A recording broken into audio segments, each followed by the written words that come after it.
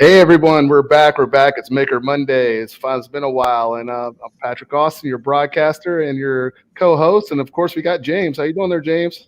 I'm good. I'm especially good tonight because I get to talk more. No, that's.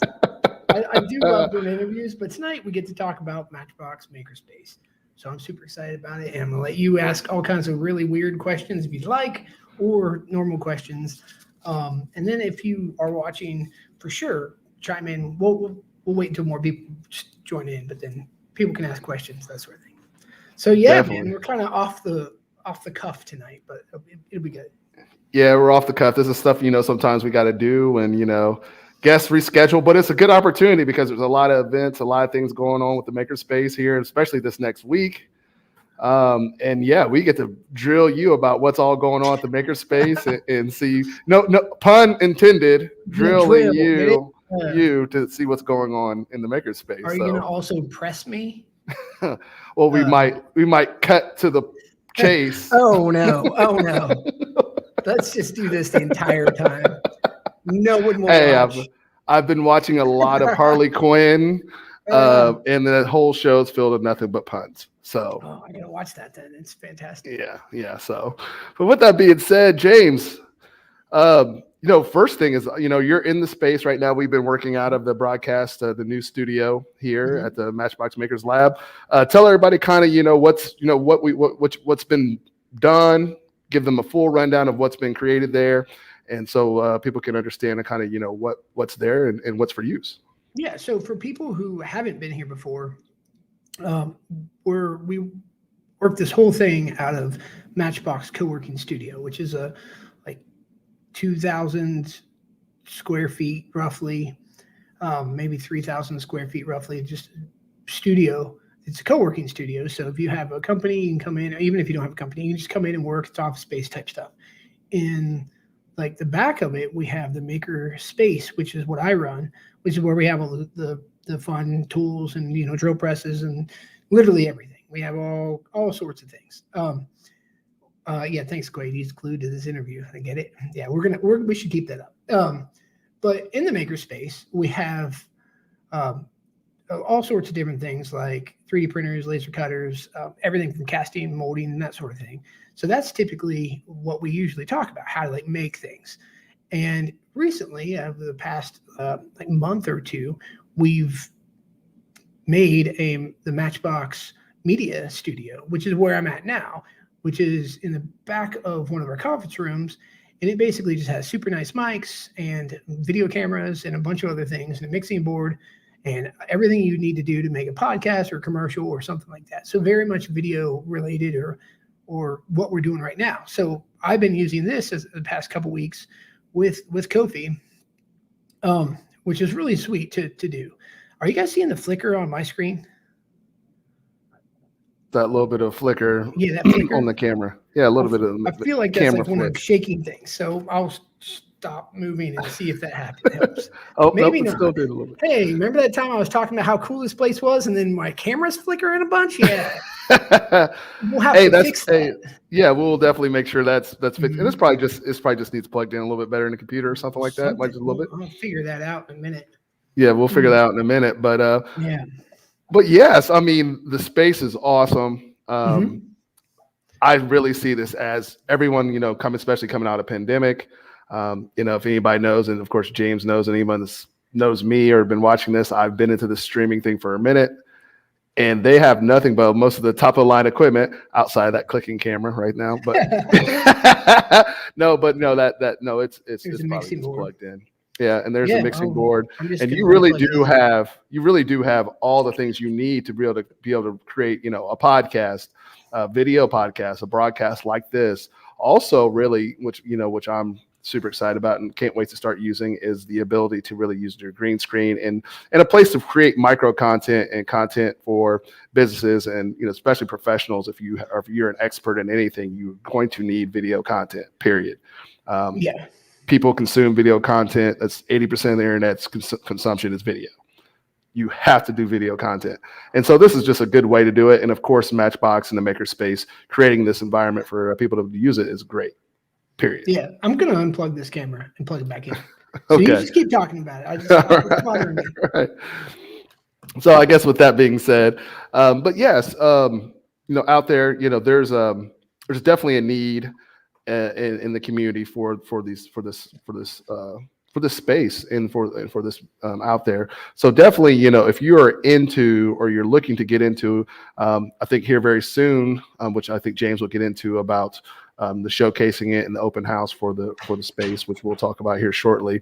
But we are also, of course, I've talked with James and we've had conversations now that we're going to open. That's going to be completely open to everyone here about really starting teaching about how to use video, what's the best ways to use video, and I'm excited to help be a part of that with MatchBOX. And so, if you have any questions in the meantime, if you're watching this broadcast, you're going to have any questions about about video and media creation, feel free to put that in the chat, and we'll try to address that. And of course, we'll also we have the regular Makerspace is still there, where there's laser cutters, 3D printers, the whole shebang.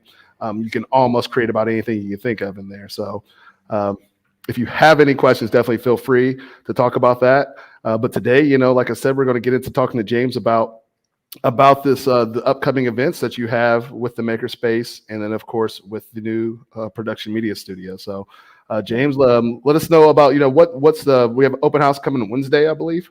Yeah. So this Wednesday, the 22nd at 4 p.m. Here in Lafayette, Indiana, downtown Lafayette. You can come in the Makerspace, or you can come in the MatchBOX co-working studio, and you'll be able to see me and Kofi and a few other the members and managers here. Kofi and I think, are going to just do like a live stream where people can just come in and sit down and try it out and hear themselves. And we're going to live stream it out to the big screen out on the main stage. And we're just going to test out the equipment and show people kind of what this place can do. Speaking of multiple cameras, I just switched out that camera, so now I'm back on another one. So luckily we have plenty of equipment here. Boom, there you go. Because that was going to bother me the entire time, and yeah, I don't want that to happen, right? Well, I mean, it does happen, and it's part of as they say, technology is always great until it's not. Yeah. I mean, and that's the best part about both the Makerspace and the media studio, is that you don't have to go out and purchase a lot of this equipment to be able to use it. And you can come in and try it and figure out what you like, what you don't like. Oh, I like this camera. I like this 3D printer. I like this way of doing things. And then you can, really try it. And then if you want to, you can buy it yourself. And I know people do that all the time in the Makerspace. We kind of have people come in and they'll prototype and they'll like try it to make things. I mean, Quade's on here right now, and he's somebody who's used a lot of stuff in 3D printers and that stuff over time. And now he's got all of it himself. I know he has a ton of 3D printers now that he doesn't need to come in the space as much to use the 3D printers. But that's the point of the space, right? To show people, oh, I can do it and how to do it, right? Correct. Yeah, and giving you a testing ground for things like this, because that is, like you said, I am one that has invested in about every kind of mixer, microphone, video camera that you can think of over the past 5 years, and spent a ton of money. And the beauty of being able to work at the co-working space and be able to have access to not only the studio there, but also the Makerspace, is that you can, for $100 a month, you have 24-hour access, depending on booking wise, on being able to test and use these things and learn these things and build your skills.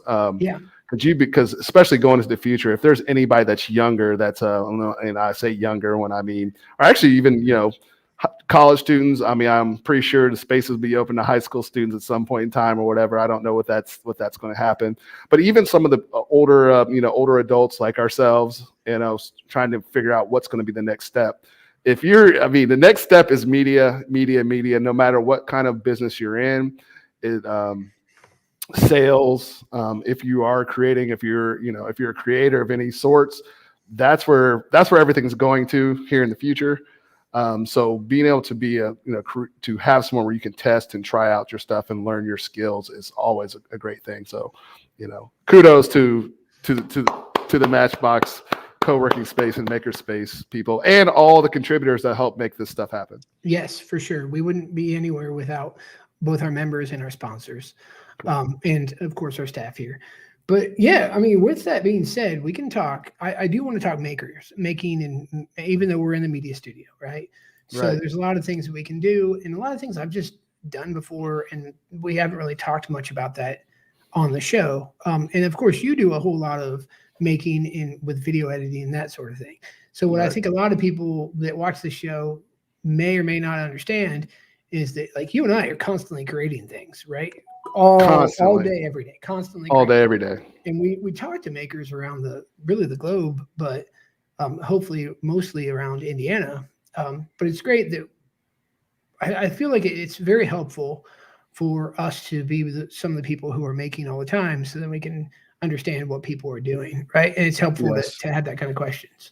That being said, if you don't know about making, that this is the place to come for it, right? So I have literally taught people how to use drills, how to use just like scissors properly. I understand that sounds silly, but like how to use like a T-square and a bunch of other stuff. And so there's no real like level in which you need to know enough to be able to use Makerspace.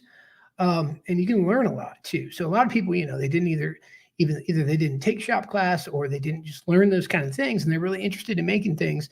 And a Makerspace, it doesn't have to be ours, just a Makerspace is really helpful for you to be able to use that. But I mean, I'm around in our Makerspace, and that's something I see a lot of people want, right? I can't hear you. You're muted. I'm muted. Sorry. So let me ask you something about, one of the things that you run into. What is one of the most questions that people ask on getting started? Because, most of the time we're talking to people that are professional makers on here most days. What do you find that people see one of the hardest barriers outside of equipment to getting into making and trying something new? Well, outside of equipment, a lot of times it's just base knowledge, and not even base knowledge, just like thinking you can do it, right? So confidence. A lot of people will see things and they'll say like, oh man, it'd be cool if I can make that, or I'd like to try to make that. But they're like, I can never do that. And that's just simply not true, especially when it's the right tool for the right job type of thing. Right? Like I cannot make a lot of things that I see people making if I don't have the right tools for it. Right? It's not like I just can magic it with my hands. But if you have the right tools, then you can do it, and anybody can, because it's just a matter of learning those tools in an hour, 2 hours, 3 hours, and go forward with that. And David's totally right here, and the feel of failure is definitely there. I can't talk right now, but also learning by failure, right? Yes. So a ton of people will come in, and my biggest job is to encourage them that even though your first try wasn't great, but look how cool it actually was. Like, and then try to make that same thing over and over, or just at least one more time. And it's going to be leaps and bounds better. I'm trying to figure out my light situation here at the same time as everything else. But yeah, again, part of the whole testing and failing and whatnot. Right. This is a perfect example. We're learning it right now, which is part of what we're doing. But really, I guess the fear of failure and just having confidence to be like, hey, I can make something. And then also understanding you're not going to do it right away, but you will get there. And a lot of times it just takes people spending just the time and effort to learn it. And you don't have to spend, 10,000 hours on the thing. You can only spend a couple hours on something. You can get there. It's the same way with a lot of stuff too. Right. Yeah, I totally would agree. I have people ask me all the time, well, it's hard for me to learn, software or something. And really it's as much as I hate to say it, sometimes you just have to go ahead and go for it and find the least resistance of entry on software, on how to edit, or how to, for instance, you have a really awesome laser cutter in there. Like sometimes you just got to go in there and just do it. Or ask somebody, hey, how'd you make that thing that I see that is really cool? Right. And building the community is really important in a makerspace. Correct. And in just any real community. It doesn't matter if it's podcasting or whatever, because good quality community will let you learn from each other, right? Correct. Yes, definitely. Yeah. And that's actually one of the things I'm really proud of at MatchBOX Makerspace, and just in general, a lot of the makers that I know are very, very supportive of each other. Right. So it looks like Mike wants a question here. Yeah. It said, speaking of learning, what is the channel called to look at for tutorials for things in the lab? Yeah, that's the MatchBOX Makerspace YouTube channel. So there it is. Unfortunately, we don't have enough followers. Hint, hint, go follow. For us to be able to actually like put a real like URL, right? So you have to just Google it or actually go into YouTube currently and just type MatchBOX Makerspace. But we come up when you'll probably see my goofy face on there. We have both tutorials and like just features of stuff that's been made. And we're this broadcast right now is live streaming to that, and will be up as well. So we don't not only put like tutorials of how to do things, but also Maker Mondays and also just like features and things on our YouTube. And it's one of those things I want to build this year for sure. Yeah, I look forward to that because we've had conversations about even before like this was all about to go happen a lot right before COVID hit, and James and I had talked about videoing and creating a lot of tutorials on how to use a lot of the stuff in there, and then it looks like now you got a dedicated team too now that comes in to help with the tutorials and whatnot, and because even for myself, like I'm a digital creator, I'm a computer person. I still want to learn how to make 3D print and cut stuff. I mean, let's be honest. I'm a dude. I like cutting stuff. I like burning stuff and blowing up stuff. So if I could do any of the three of those things, and I can pretty much do half of that in there, I'm going to try not to blow up anything. Yeah, we could probably have small explosions, like tiny. Yeah, I remember I was a member before I worked here, and I asked if I could bring in a blowtorch, and like her face was just like, the what? Like, yeah, blowtorch. You need a blowtorch in your workshop. And yeah, we've decided, and now that I work here, we don't have a blowtorch, but we do have quite a few hot items back there in the Makerspace. Yeah. I mean, because who doesn't need to because you do. You do need small stuff to melt, or if you're doing some soldering. See, and that's the one other thing out there is I think that from my experience, for people that are maybe watching it and don't understand, it's not even just about making industrial things in there for the Makerspace. There is sewing machines in there. There are shirt printing machines in there. There's things to do, paint and small painting and small craft types of situations. So I believe at one point in time, you guys had even some jewelry makers and things like that working in there to do some things. So we've had quite a few people in the space that have done and still do. I mean, literally paper art and jewelry, and I mean the laser cutter is amazing to make jewelry. I just used it to make some jewelry yesterday. All kinds of different things. Like we have beads and like a bunch of different things to make beads and stringing necklaces, literally like over 50 different things to do, from molding and casting. Some other things where we have a vacuum former, which is always fun. If you don't know about a vacuum former, it's one of those things that you don't typically like have around, right? But it's pretty useful for some things, especially like quick molds. And then we also teach a lot of workshops. Unfortunately, the workshops have slowed down with COVID, not completely, right? We've done some online workshops, and I also just teach people normally like one-on-one now. It's kind of by appointment. But as COVID, I guess, clears up at some point, we will probably go back to having like members run things and having 8 or 12 people in there at the same time. And those can be really fun. We a lot of times would do events for Halloween or Christmas.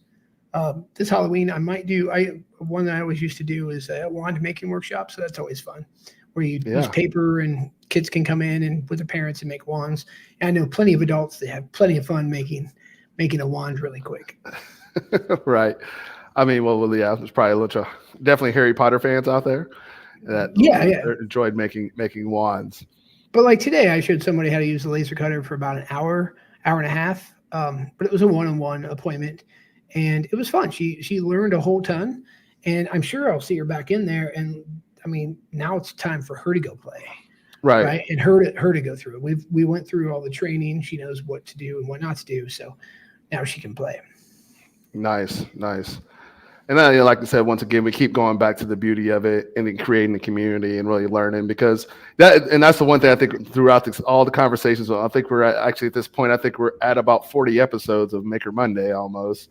Yeah, I think so. Yeah. And the biggest thing always comes back to, no matter what, it always comes back to community every time we talk to somebody, and people really learning from each other. And that's what I'm looking forward to once again, also, like you said, coming to the space. Because for me, I big shout out to Emily. She's no longer part of staff here, but she was like, you know what, Kofi, you need to go down to the Makerspace. You're a networker, you do stuff, you like talking to people, you like making stuff.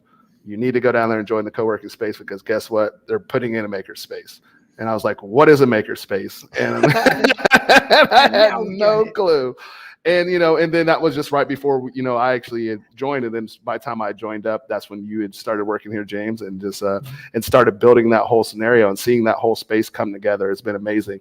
And it's definitely a true benefit to the city. So once again, clap to you all for creating this again. So, but one thing I have a question for you specifically is, now that you've been working in that space for a while, I mean, we normally ask everyone else on the show, what's your favorite tool?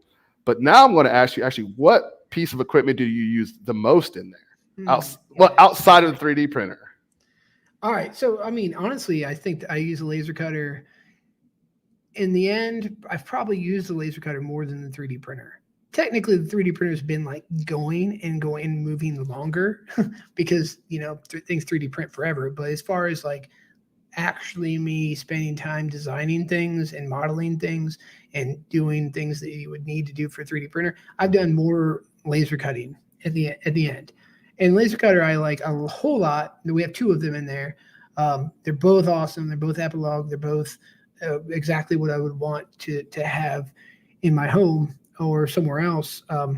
But the nice thing about them is that you can put in your piece of acrylic or wood or whatever you have, and it's subtractive manufacturing.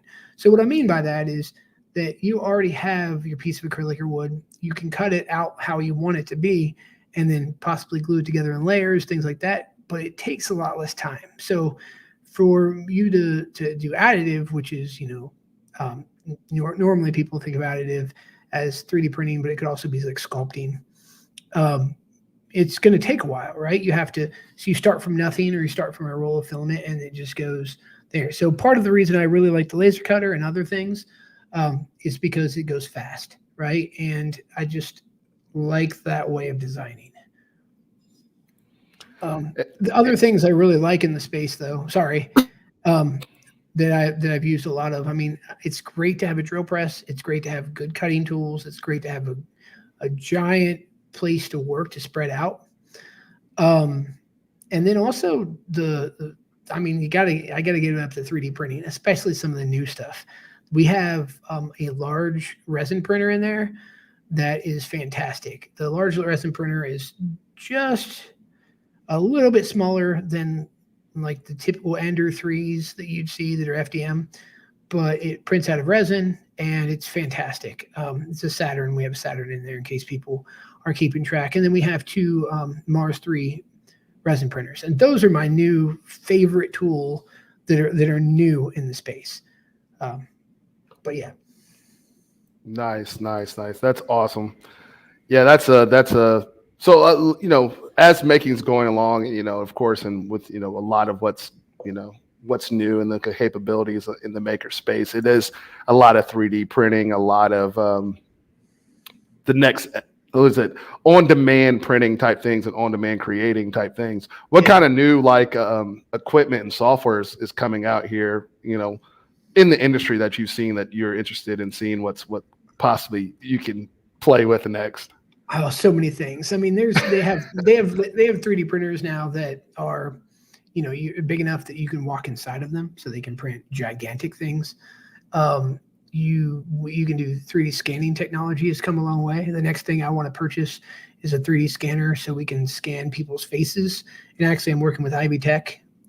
They have a 3D scanner, and they're going to come in and let us use it and possibly do a workshop or two on there.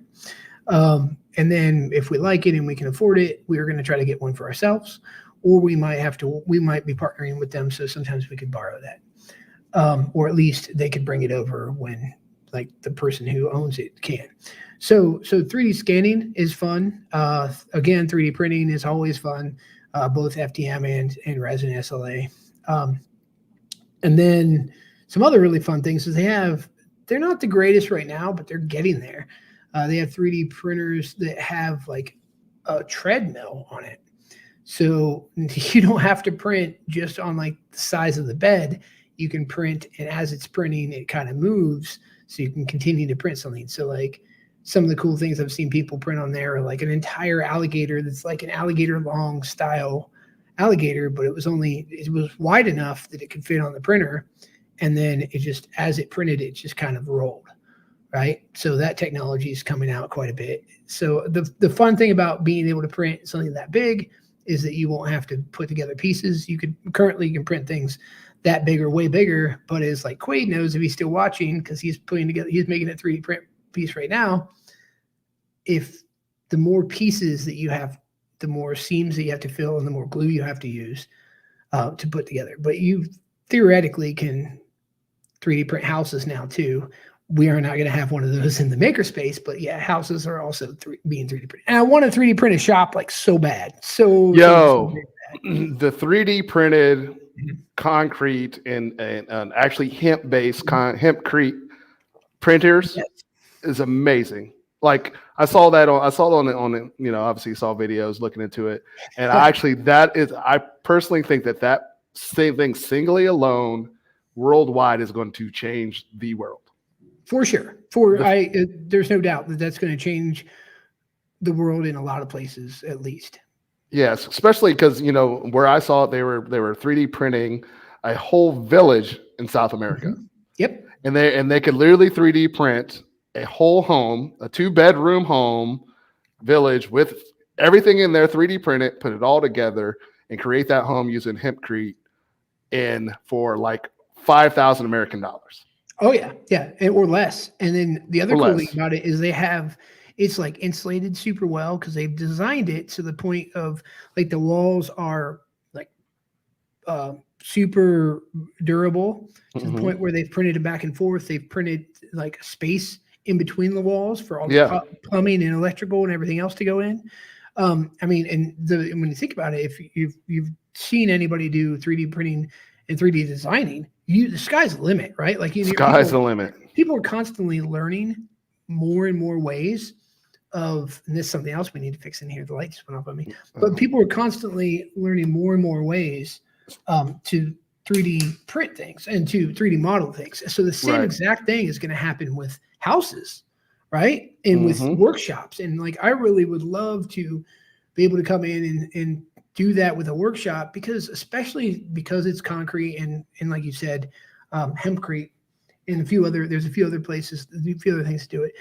It might not be the best for some like homes, even though I think it'll be fine, but for like a shop or for like a co-working space or an industrial park or something like that, you could definitely make something really big there. Yes, you could. And well, and just the idea of being able to create that type of with something of technology that we kind of have normally took for granted, look for something completely different on. The fact that someone had the foresight to say, you know what, we can find a cheap, very reliable way to build homes for people in need using a 3D printer. Mm-hmm.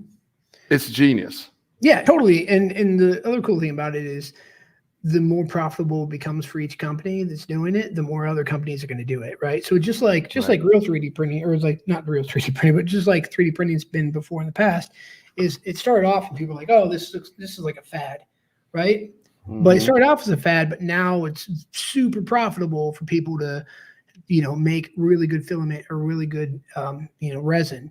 So now there's a bunch of really good filament companies and resin companies. So there's going to be a lot more companies that are making things for houses or for buildings, I guess, right? And it's just going to take off, and it already kind of has.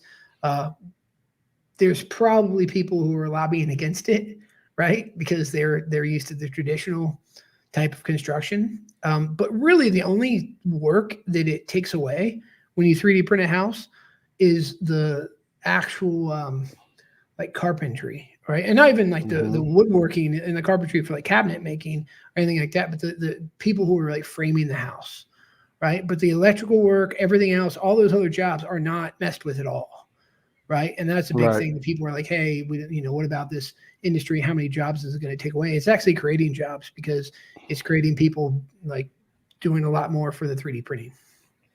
And that makes, that's, let's see, who did it? Oh, you have issues. Yeah. Oh, which was like, we're prototyping this. We're testing it. So yeah, that's what's happening.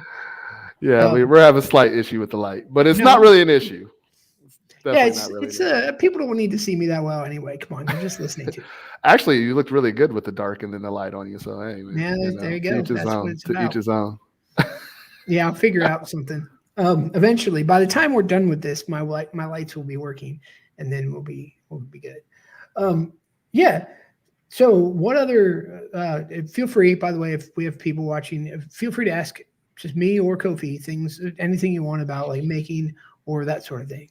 I would like to talk though for a second about like a part of how I got started making, but a lot of it is it kind of goes back to how I feel like people learn. Okay, so a lot of people learn because they want to make something in the end, right? Like so you don't learn because you're just like, cool, the process of this seems really interesting. Typically, normally it's because you want some end product. And for example, I started off making costumes. So I very much consider myself a cosplayer and will always be at conventions whenever I can be. And that being said, I learned to do all of the stuff that I've learned in the Makerspace and more stuff too, because I just wanted to have cool costumes, right? So laser cutter, 3D printing, all those things. It's all because I had the end goal. So a lot of times people come in and they're like, well, I don't really know what I want to learn. And my first question to them is always, well, what do you want at the end, right? What do you want to make? What do you want to have? Because almost everybody has some type of fandom or something else that they have something that would be cool that they want. And once I can figure that out, then we can be like, all right, cool. Well, you're going to probably make that by sculpting, or you're going to make that by vacuum forming, or you're going to make that by, and a lot of times it is multiple different processes and mixed mediums of making things, mixed processes. So anyway, that's something to think about if you're getting into making. I know a couple of people on here right now watching, and it gets into even like with photography, like, okay, cool. If you want a cool background for photography, if you want, I don't know I think Lisa does, she does all kinds of stuff, but one of the things she does is she cuts hair for a living. And if she wants to have some cool, holder for one of her hair pieces or one of her tools that she's working in the shop, she could come in and 3D print that and have it clip on exactly how she wants. But it's the end goal that really motivates people to learn how to make things. Yeah, and and like you said, I think the learning part and even the idea of prototyping something like that. I mean, just for instance, you just brought up something like, that's actually, I cut my hair all the time. Well, I used to cut my hair all the time, now I go to barber, but like, be able to create a new like shaving tool for your clippers that someone never ever thought of that might be just useful for you might turn into a whole nother revenue stream or opportunity for people. And I think that's also, I think it's the want. Then it's also really, I think making in general brings out the entrepreneurial spirit in people. It really does. A lot. It's one of the founders specifically of MatchBOX, wanted to have the prototyping lab, which eventually became the Makerspace, because of that. Because it was, this is an entrepreneurship, based building, based community that we have here, and a lot of it is, like there's a lot of ideas that having a prototype for is what you want. So that prototype lab turned into the Makerspace, and that's where we've been through here. So Jason was the founder that did that, and his vision to say like, okay, so entrepreneurship is going to be a thing. Being able to do some physical product work is definitely going to be a thing we need. And then making room in the studio for at first prototyping lab, and then now a Makerspace is most certainly beneficial to some place like MatchBOX, right? Yes, definitely. Yeah. Good job, Jason. Yeah, I've thanked him many times for this. He knows he did a good job there. Yeah. But yeah, and Michael brings up a really good point, which begin with the end in mind. For sure, that's a great quote. Yeah. It's one of those things that, I mean, a lot of inventions are from necessity, but some of them are just because it'd be cool to have that thing, right? And if you think it'd be cool to have that thing, then a lot of other people probably think it'd be cool to have that thing, right? And now with 3D printing and laser cutting and a bunch of other things, it's very, very possible to have like one or two things. And there are people in the makerspace that do this, have one or two things that they sell on Etsy that they're making over and over and over. That it just fits a niche or whatever. And then they, everybody's buying it from them on Etsy, and they're the supplier of that one or two things. And they can make, at least a part-time job worth of a living, if not a full-time job worth of a living. Right. And you can really be an inventor, which is really, really cool. I always watched Honey, I Shrunk the Kids and Rick Moranis, and like I wanted to have that. Like that, he had a radio controlled lawnmower. Why would we not all have that by now? I don't understand why that's not a standard. So that's crazy. So this is the thing. Okay. They actually kind of do. My friend Chad has a lawnmower. Okay. That actually works. They create a lawnmower that actually works kind of like the iRobot, the Roombas. Like the Roomba, yeah. Yeah, so he can literally take it, it GPSs, and you can go onto your GPS, and it shows you on a map, and you can outline the areas of your house and create sections in this software to GPS your lawn, and you turn on his lawnmower, and his lawnmower can literally cut his own lawn without him being out there. Now it takes forever to do it, but it can do it. Okay, so I understand that that's cool, and it is cool, but I feel like I'd rather radio control mine, right? Yes, like, that would be so much cooler, which I don't understand why. I mean, because we have plenty of radio control technology. Now I'm like, what the hell? Did we just come up with something? I think we did. Somebody else needs to do it because I'm too busy doing these things, but I'd be happy to help. I am like, guys, let's get a team together to make radio controlled lawnmowers, because actually I think that's a genius thing. We're right next to an engineering school. We should probably find a way to partner with the engineering school, Purdue here. Somebody has to have done it to create a remote control one, just for fun, if not anything else. Yeah. I mean, robotics team, somebody. And what could go wrong? It's just a giant blade on a remote control.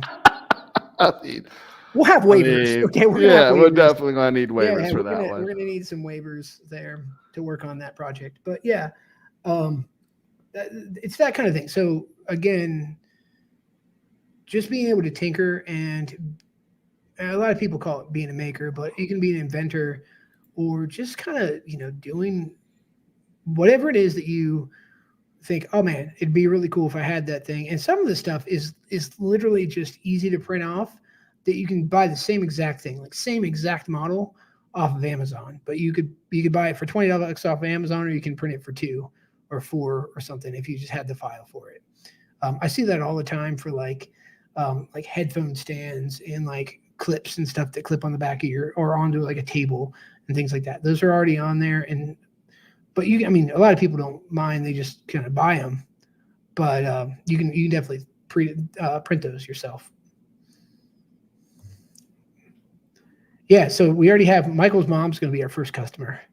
That's what's going to happen. That's exactly what's actually second customer, because I'm going to buy the. Yeah, I might buy one myself or give it to my dad. I'm sure he'd get enjoyment and use. I mean, he likes to mow his lawn, but I think if he had the choice of maybe sitting on the deck and mowing the lawn, he might choose that instead. I'm eventually going to get these lights. Okay, maybe. We'll get it figured out. But yeah. So what other? This is an ask me anything kind of thing.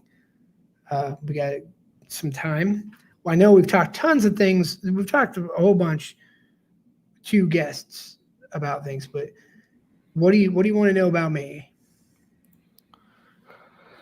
I know so much about you. I know, right? Yeah. So I've figured out something that you may not know about me.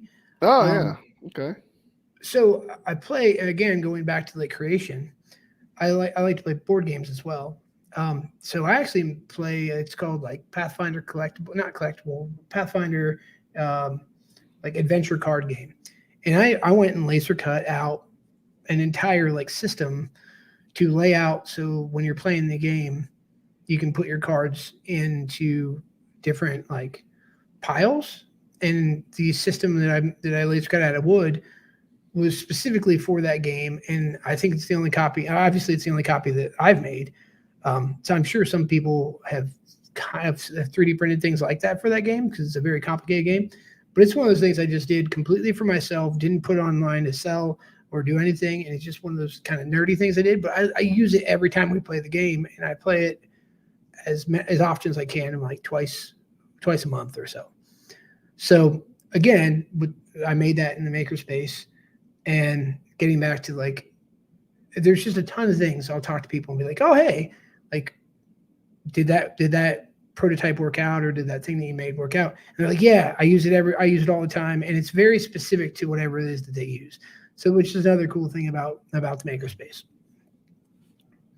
Now I know that, with you making stuff and like creating products like that, and this is one thing that we've kind of brought up on the show, but for people that aren't really, are completely new to thinking about coming in to make something like that. We know there's a lot of different places out there they can get inspiration or even find like files and things like that to kind of give them a better idea of where to start. Could you tell some of the people like, what are some of those websites or some of those resources that they could go look for? For sure. I mean, first and foremost, there's a website called Thingiverse. So it's just thing and then I and then verse. And there's a few others. So you can just Google whatever it is that you want, and then STL file, and then hit enter, and you're bound to find something that is close to what you want there. A lot of the times there's so many, like literally hundreds, if not thousands of new things coming out daily that people were making models for. And they're making print in place designs that literally have like working parts that once you've printed it, you just pull it off the bed. You might have to break off a couple supports here and there, and then it actually works. And then again, a lot of times people were printing things in like plastics, which is like PLA and PETG. But then with the advances of a lot of things, you can now print out of like metals, and like carbon fiber and things like that. So it's not like you're just printing toys. Right? You can actually print really useful devices. Even things like I know people have printed like skeleton keys for houses or boxes that they didn't have a skeleton key for, right? Right? Like old stuff that they've been like, oh crap, I don't know how, like I'd love to be able to still use this chest, but I don't know where the key is. Right? Yeah, sure, you can like leave it unlocked and you can pick it probably, but if you can 3D print like a metal key or whatever, right? You can 3D print a plastic key, and then all of a sudden you've now made that old box, useful again. You're muted. Sorry. Yeah, really what you're saying is in general, you're pretty much making really also can even turn into problem-solving solutions for everyday stuff, which that's actually that's making stuff at home anyway. When you have a carpenter's desk, you have something, you're fixing something, you're creating something. This is now you have a space for it and plus technology combined to do the same thing. Right. And if David Braun's still on here, that's like literally his bag. I mean, that guy, if he's got a few videos and things he's posted on, I've just watched him on social media, but I mean, that's what he does. He's constantly fixing things around his house and improving both his house and his business and everything else that he has, and just making daily life better through the act of making. Right. And there's a lot of inventors and makers out there that do that, just that. Mm-hmm. It is tough because sometimes you're like, well, I could make this for, I don't know, $100 plus my time and effort, or I could go and buy it on Amazon or on somewhere else for like $50. So I'm probably not going to do that. Right. So there's a I guess a point of no return, or maybe not return, but a point in which it's probably better just to buy it from someone else, especially if you don't have all the things laid out and all the workshop and the tools right there available, which again is where Makerspace comes in handy. Nice. Yes, it definitely does. It definitely does. Well, that's awesome. Yeah. So how about you? I'm flip this around on you. So you do a whole lot of making, but you do like videos and commercials and things like that. What are some of the more fun projects that you've done? Oh, well, for me, one of the things I really enjoyed doing in the digital world is I have streaming radio stations. I have a couple streaming radio stations all over the country. So always the talk show, video, podcasting type situations always been something that I've really enjoyed. I also like to cook, so me videoing myself cooking is also a good thing. But being in a ton of tech, it is a new era, and it was something that I'm glad that everyone is catching up with. And people are finally getting into this whole thing of streaming and having conversations over the internet where, me being a digital person and being in marketing and creating for such a long time, I was like, you know what? I don't need to be right next to you to have a conversation with you. And now here we are. Yeah. 10 years later. If COVID did anything, it was like good, I guess. It was definitely advancing that. Right. Yes. It was advancing. Everybody now can use Zoom, and everybody's like, all right, cool. Yeah, not everybody, but a lot of people have been on a lot more like digital meetings and conferences than we all would have liked, but now you're more used to it, which is super useful when somebody's across the country, right? Or you want to, I sell a lot of things that I make on the internet. So what'll happen is somebody will say like, well, how big is that? And I'm like, well, if you want to talk about it, we can just Zoom call real quick or whatever. And then I'll be like, okay, so here's your cup. Here's what it looks like. This is what it looks like in my hand. Do you like how like this shape is going or something else? And you can have that conversation, and it can go in real time instead of it being like a back and forth email conversation with pictures. Of course, you can still post things to the internet and with like video and stuff, but it's just easier, just like this, right? Yes, it is. And like I said, and the beauty of some of the things we've also now creating and people are starting to get used to.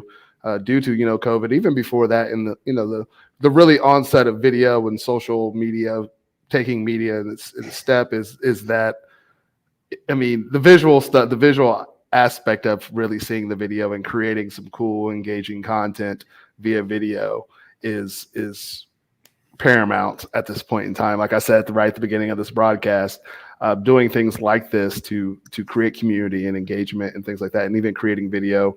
And video projects, it's just a need, and I would suggest that everyone at least try it at some form or fashion. Just like James was saying, if you're into making anything or you have to try it, because we are eventually going to get back to a more condensed society where you're going to have to learn how to make stuff locally.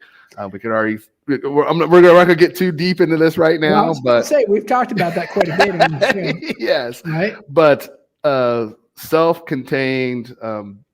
It's going to go back to, I'm not going to say pioneer days, but really being able to create things and fix things and things like that. Right now with shipping issues and you're running into demands of different products. There's certain stuff that here in the future, like you said, 3D printers might just be available in every home like a microwave soon. We're not far away from that, I don't think. And no, I don't think we're far away from that. And really having those things and the communication part using video and things like that, we're getting there. We will have a replicator like on Star Trek. It will be here. A very minimum, like a teleporter. We already kind of have that now. And one of my favorite stories that I like to tell people is I remember being little, like maybe 8, 9, maybe 10. And my dad literally woke me up for school or whatever. I was like eating breakfast, and he's like, "Hey, I heard about something awesome last night on the news." And I'm like, "Okay." And he tells me that they sent something, like teleported something. He talked about like it was teleporting, and what really happened was that they had sent a file to somebody else over the internet and used like a 3D printer, like the very first or very like a very basic 3D printer to print out a file, to print out something. And the news report had convinced my dad that was teleporting. right? That like literally they had templated an item, they like, scanned or measured an item like a screwdriver or something. And they do that all the time on the space station, quite frankly, and in submarines. The two best places, the two places you're going to find like probably some of the most advanced 3D printers are going to be submarines and space stations, because yes, they need to be able to do that. Correct. Right.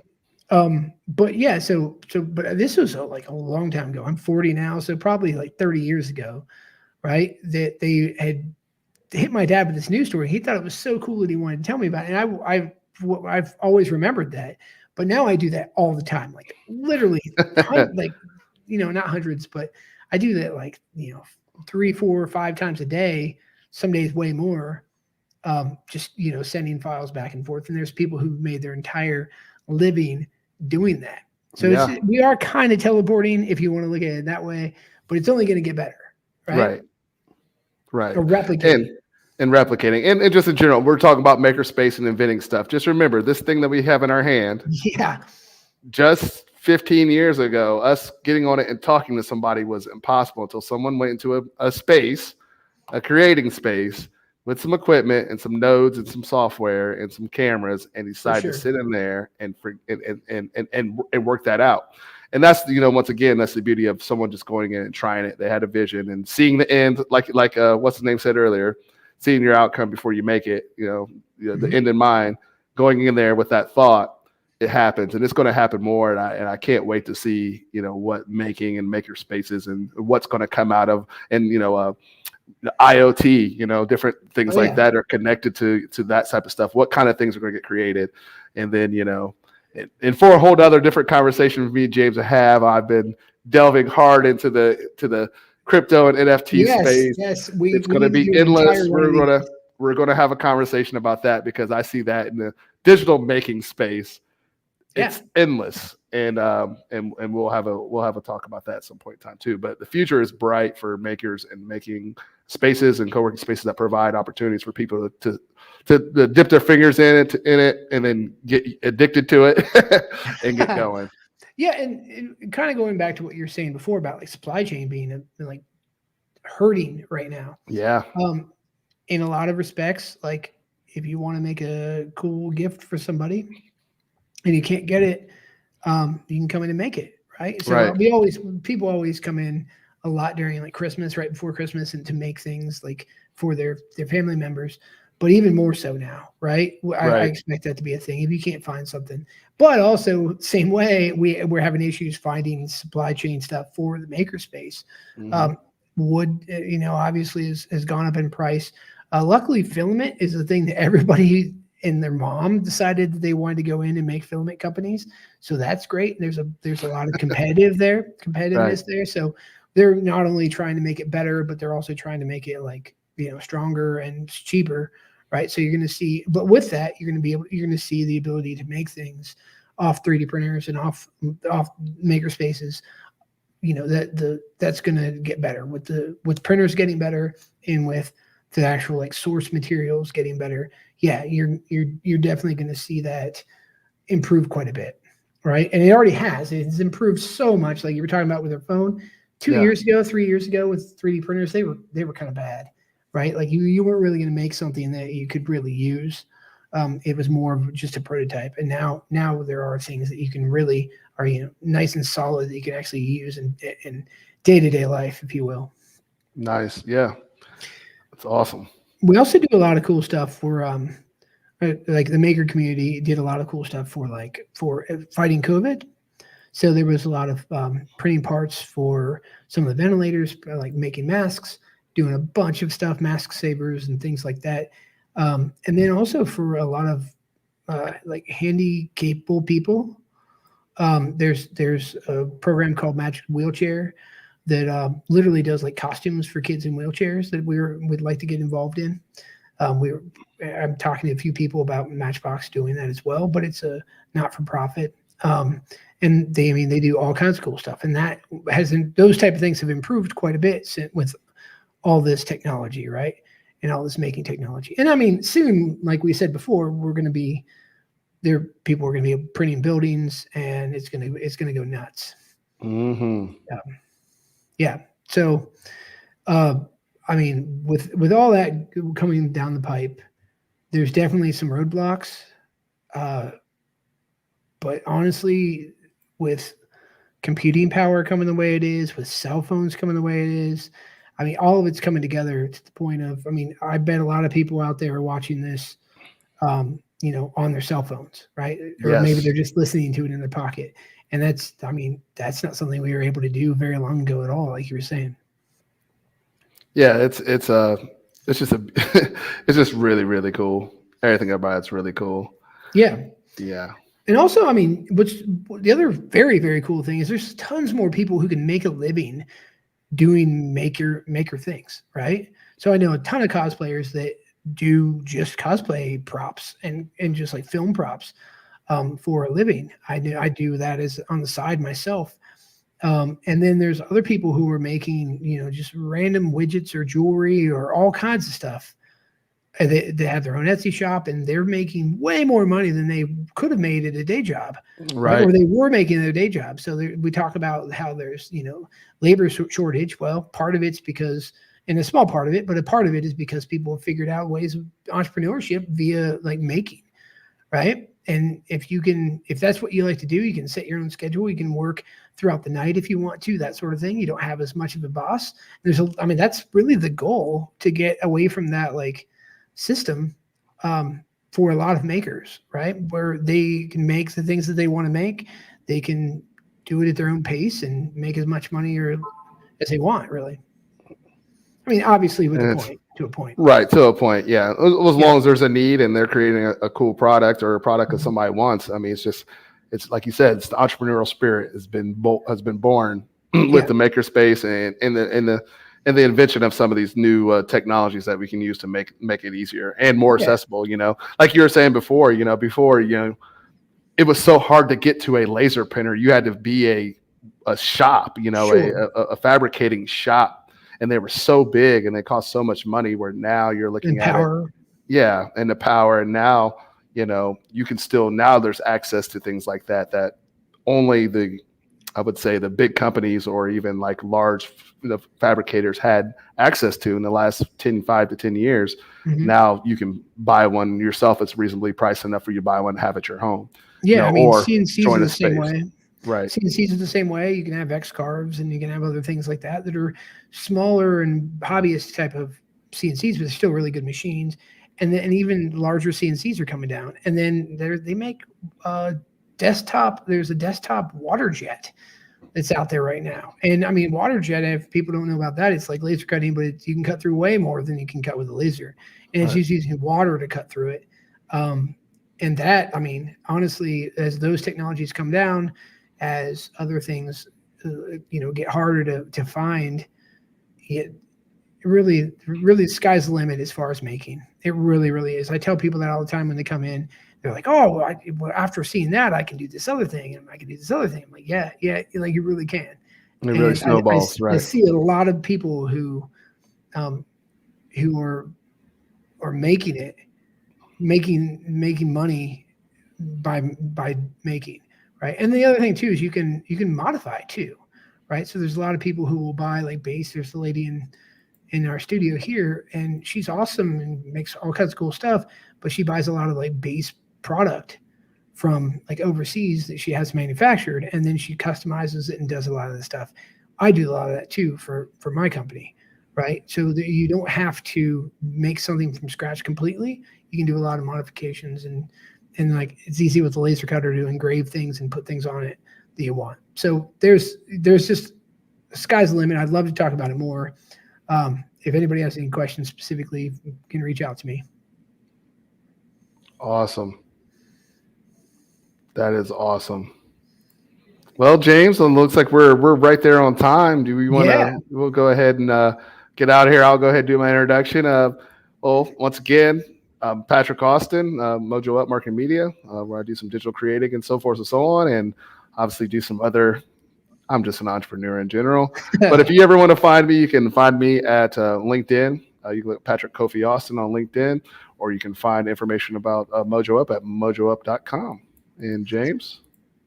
Yeah, so I'm James Wulfgar, and I run the MatchBOX Makerspace down here in downtown Lafayette, Indiana. We are open 24/7 for members, and we're open 9 a.m. or 8 a.m. to 5 p.m. on the weekdays. So you can come in, stop by, and schedule a tour. I work in the afternoons and also on the weekends, and by appointment at night. I'm happy to answer any questions, but you can message us on Facebook. You can email me at james@matchboxstudio.org, or you can just stop down and just talk to me. We can have, if I'm not around, we can schedule a time. I'd love to give you a tour of the space, or literally just talk through making with you, right? And I also always am looking for people to be on the show. The person that was going to be on here actually rescheduled. So we have a couple really, really good guests coming up in the next 2 months, but we are scheduling out after that. I definitely want to talk to Kofi about NFTs, because we did talk to somebody about NFTs. So I want to have him on the show. And if I'm going to talk in depth to Kofi about the things that he's been doing, I might as well do it on the show so everybody can hear about it, right? So there's that. And then we have a lot of really cool, we have a movie director that's going to come on, talk about some of the making that he's done there. And he's also an electrical engineer, so he has some lights that he's made. And then we also have the guy that did the 3D scan of MatchBOX, and who's an amazing photographer as well. So he's going to be on, and a few other artists that are going to be on. So really stay tuned. We do this every other Monday. We've changed to 6 p.m. and we were doing 8 p.m. We're trying 6 p.m. now. We may go back to 8 p.m., but for right now, we're going to stay at the 6 p.m. time slot for the next probably month or two, and then we're going to reevaluate and see where we are. But I really appreciate you tuning in, and thanks for watching. I'll see you in 2 weeks.